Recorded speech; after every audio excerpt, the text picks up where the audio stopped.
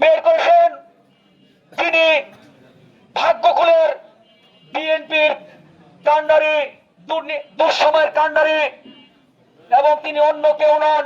তিনি আমাদের এই ভাগ্যকুলের কৃতি সন্তান, শ্রীনগর উপজেলার অন্যতম 1 নম্বর সিনিয়র জয়েন্ট সেক্রেটারি ও নীতি নির্ধারক। তিনি ভাগ্যকুল ইউনিয়নের বিপ্লবী সভাপতি, আমাদের নয়নের মণি, আজকের এই আলোচনা সভার সম্মানিত সভাপতি। তিনি এখন মূল্যবান বক্তব্য রাখবেন। রফিক ভাই এগিয়ে চলো। রফিক ভাইয়ের ভয় না।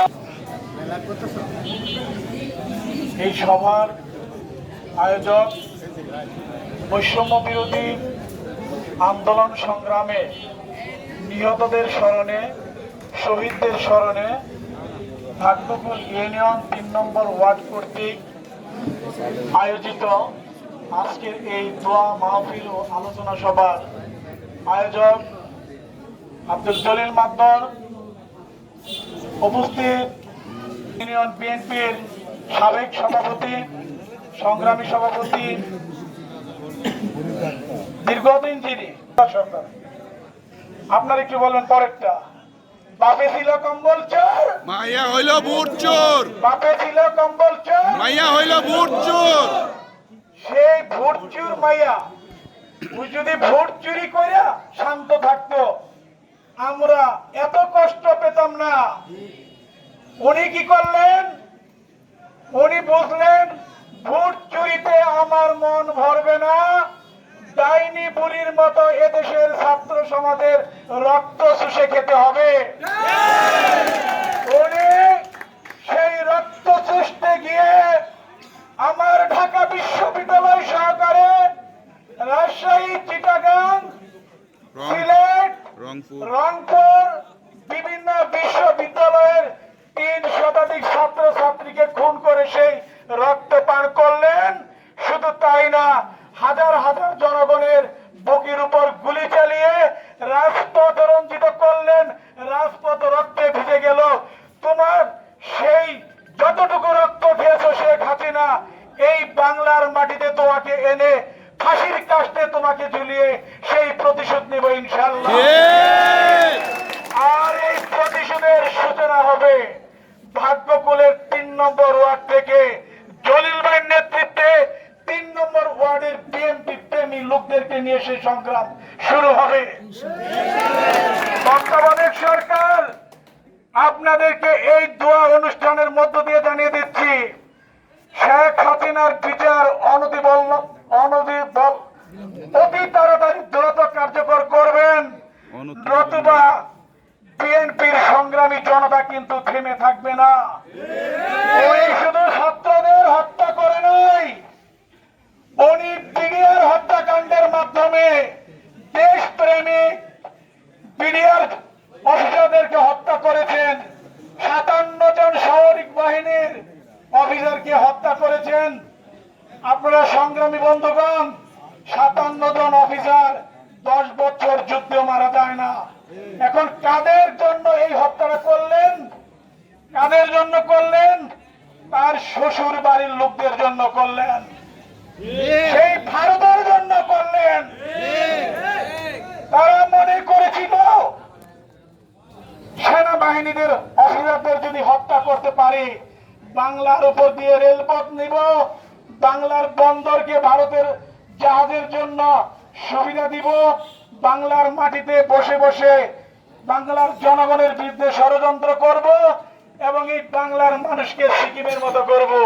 কিন্তু শেখ, তুমি বাংলার মানুষের সাহস দেখতে পারো নাই, মানুষের সাহস তোমাকে দেখতে পারো নাই। আমি আগেই বলেছিলাম, লঙ্গিতে আগুন লাগলে খুললেও জ্বালা, না খুললেও জ্বালা। তুমি যদি আমার কথাকে বুঝতে পারতা, আজকে তোমার পালিয়ে ভারত যেতে হতো না। তুমি এখনো বুঝা, বিভিন্ন ষড়যন্ত্রের চিন্তা করে আবার শ্বশুর বাড়ি গিয়েছ, ভারতের সামরিক উপদেষ্টার সাথে দেখা করেছ, কোনো কাজ হবে না। ঠিক। এরপর যদি আবার ষড়যন্ত্রের করার চেষ্টা করো। পশ্চিমবঙ্গের বাঙালিরা কিন্তু জেগে গিয়েছে, তোমাকে কিন্তু সেখানে সেইটা করে দিবে। তোমার যদি কিছু কেউ দেখে ফেলে, এই দায়িত্ব কিন্তু ভাগ্যকুলের 3 নম্বর ওয়ার্ডের জনগণ। সংগ্রামী সাথী বন্ধুগণ, শ্বশুর বাড়ি কইছি বুঝেন নাই? আমি কই নাই, আমি মিশা কথা কই না, লোক না। এমনি কোন উকিলরা বেশি কথা কয়, কথা কমাই দিছি। ওনার পররাষ্ট্রমন্ত্রী মোমেন সাহেব কি কইছিল? ভারতের সাথে আমাদের সম্পর্ক স্বামী স্ত্রী। এখন ভারতের মোদি কি বেড়া না বেডি? বেড়া বেড়া কি বেডিরে বিয়ে করে না বেডি বেড়ারে বিয়ে করে? বেড়া বেড়ি বিয়ে করে। তাহলে জামাই বাড়ি গেছে, ঠিক আছে? জামাই বাড়ি গেছে, ঠিক আছে। আরেকটা প্রমাণ কেমনে করলে এটা আমার জামাই বাড়ি? বউ যখন জামাইরে দিয়ে অন্য কোনো বাড়িতে যায়, তার অনুমতি নেয়। উনি কিছুদিন আগে ফিরে গিয়েছিল। ফিরে যাওয়ার আগে ওনার সাধারণ সম্পাদক ওবায়দুল কাদের কইলেন, ভারতের অনুমতি লইয়াই ফিরে গেছে। শেখ হাসিনা, আমরা জানতাম ওদের সবাই তোমার একমাত্র স্বামী। তুমি যে মনে মনে আরেকজনকে দইরা বুঝছো, বাংলার পাবলিক এবার ফাইনালি জাইনা ফালাইছে। এই লজ্জা তোমার একক লজ্জা হইলে কিছু মনে করতাম না। তুমি এই লজ্জা বাংলার জাতিকে দিয়েছ, বাংলার মানুষ তোমার জন্য লজ্জিত হয়েছে। সুতরাং তোমার আর রেহাই হবে না। তোমার বিচার বাংলার মানুষ করবে ইনশাল্লাহ। ইনশাআল্লাহ। তুমি বুঝতে পারো নাই, তোমার বাবা অত্যাচার করেছিল, বাকশাল বানিয়ে হাজার হাজার মানুষকে মেরেছিল।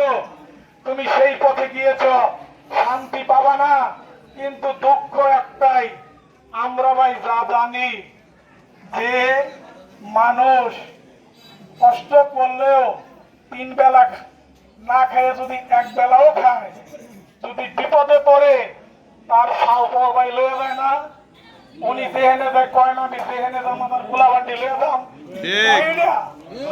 যদি মিশা কথা তুই অবজেকশন দিয়ে দিয়ে তুমি কৃষক লেখ কুত্তা লিখে এডিরা তুমি নিয়ে গেলা না খেয়া, আমাকে সোনার বাংলায় রেখে গেলা খেয়া। আইসা ভালো কথা রাখতে গেছো, তাহলে তোমাদেরকে সাবধান করে দিতে চাই।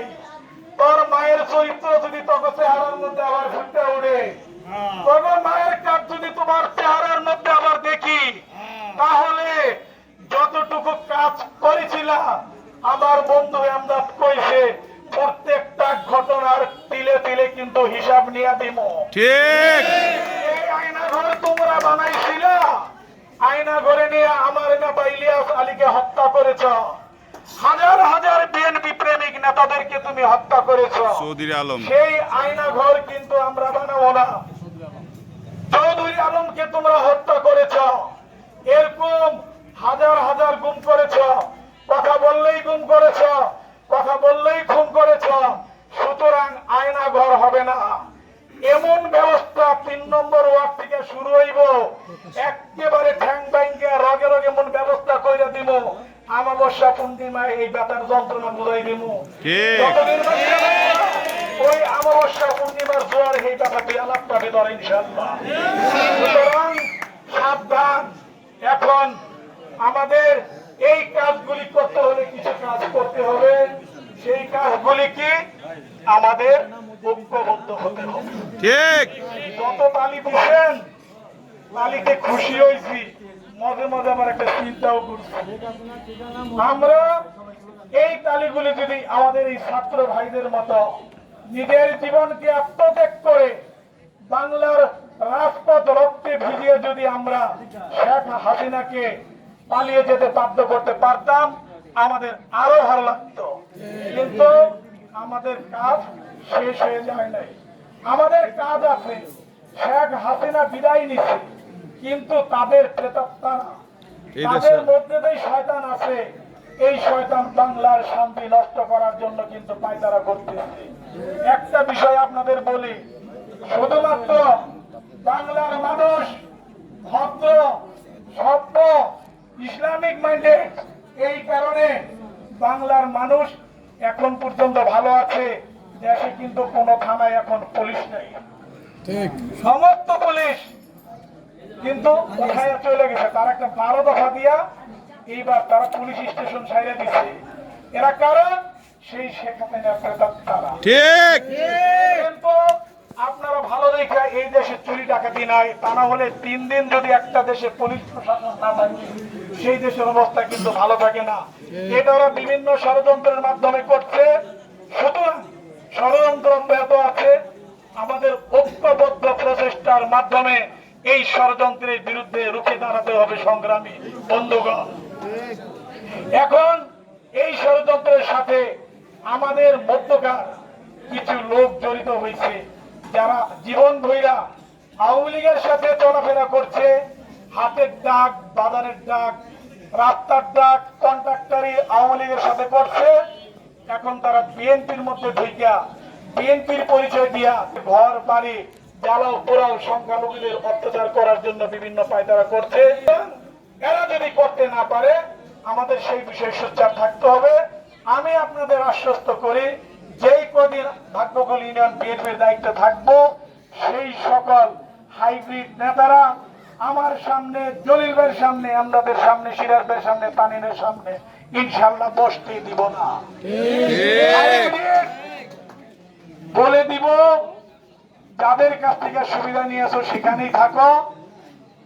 এরপরে যদি তাদের তোবা পিল্লা কইরা অজু কইরা তোবা পিল্লা ফেরাইতে চাস, 5 বছর জুতা স্যান্ডেল টানবি, পরীক্ষা করুন। যদি বুঝি শেখ হাসিনা প্রেতাত্মা ভগমধ্য থেকে গেছে, তাইলে হয়তো ওই পিছনের চেয়ারে বসতে দিব। কিন্তু এখনো কোনো চিন্তা করবেন না। তাহলে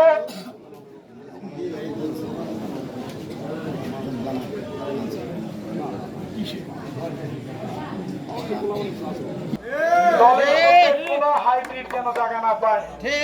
বক্তব্য শেষ করে দিব। তারপরে বলছি, আমরা প্রয়োজনে ভাগ্যকুল ইউনিয়ন বিএনপি আপনাদের মুরব্বীদেরকে নিয়ে, যারা রাজনীতি করি, যারা রাজনীতি করি না, প্রত্যেকটা ওয়ার্ডের, প্রত্যেকটা গ্রামের মুরব্বীদেরকে নিয়ে আমরা সমন্বয় কমিটি গঠন করব। যে সকল নামধারী আওয়ামী লীগ যারা, যে সকল দলে, তাদেরকে আমরা বিচারের ব্যবস্থা করব। যদি আপনারা এরকম খবর পান, তাদেরকে সাথে সাথে ধরবেন, গাছের সাথে বাঁধবেন, পিঠাই আর পা থেকে মাথা পর্যন্ত বাইরেবেন, খালি নিঃশ্বাসটা থাকবো। তাদেরকে আমরা সেনাবাহিনী অথবা থানায় শরবত করে দিব ইনশাআল্লাহ। কথা শেষ। সেটা হচ্ছে, মনে রাখবেন, আমার নেতা যুদ্ধের ময়দান থেকে পালিয়ে যাওয়ার নেতা ছিলেন না। ঠিক শেখ মুজিবুর রহমান, তুমিও পালাই গেছিলা, পাকিস্তানি বাহিনীর কাছে আত্মসমর্পণ করেছিল। তোমার মাইয়া তোমার পথ কিন্তু অনুসরণ করছে, তোমার মাইয়াও পালাই গেছে। সুতরাং তোমাদের সাথে আমাদের পার্থক্য একটাই, আওয়ামী লীগের লোকেরা। আমার নেতা যেমন যুদ্ধের ময়দান থেকে পালিয়ে যায় নাই, আমার নেতা যেমন রণাঙ্গনে যুদ্ধ করে 1971 সালে যুদ্ধ করে 9 মাস সংগ্রামের মাধ্যমে বাংলার আকাশে স্বাধীনতার সূর্য উদিত করেছে, আমরা সেই জিয়ার রুহানি সন্তানেরা আবার এই অন্যের অত্যাচারের বিরুদ্ধে যুদ্ধ করে এই বাংলার মাটিকে পবিত্র করব ইনশাআল্লাহ। সংগ্রামী ভাইরা, আবার কথা বলবো, আবার দেখা হবে। আপনাদের সাথে আমরা থাকবো, আপনারা আমাদের সাথে থাকবেন। 3 নম্বর ওয়ার্ড বিএনপির আরো সমৃদ্ধি কামনা করে, ভাগ্যকুল ইউনিয়ন বিএনপির সমৃদ্ধ কামনা করে, সকলকে ঐক্যবদ্ধ থেকে তারেক রহমানকে বাংলাদেশে বিলের পেশে এনে বেগম খালেদা জিয়াকে পুনরায় বাংলার প্রধানমন্ত্রী করে বাংলাদেশের ন্যায় শাসন প্রতিষ্ঠা করব, এই আশাবাদ ব্যক্ত করে আপনাদের সকলকে ধন্যবাদ জানিয়ে আমি আমার সংক্ষিপ্ত বক্তব্য শেষ করছি। আসসালামু আলাইকুম। বাংলাদেশ জিন্দাবাদ। শেখ হাসিনা ঠিকানা, বাংলাদেশ জিন্দাবাদ। বাংলাদেশ জাতীয়তাবাদী দল বিএনপি জিন্দাবাদ। শ্রীনগর উপজেলা বিএনপি জিন্দাবাদ। ভাগ্যকুল ইউনিয়ন বিএনপি জিন্দাবাদ। 3 নম্বর ওয়ার্ড বিএনপি জিন্দাবাদ। জিন্দাবাদ। একটি আমাকে বলে দিল তোয়ারদের ব্যবস্থা আছে, কেউ হইচই করবেন না, সুশৃঙ্খলভাবে থাকেন। দলিল